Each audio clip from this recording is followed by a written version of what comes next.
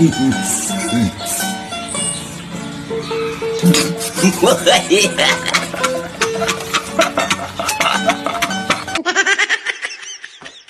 na maalala paano nagsimula. Ikaw ang laging nasa isip ko ba?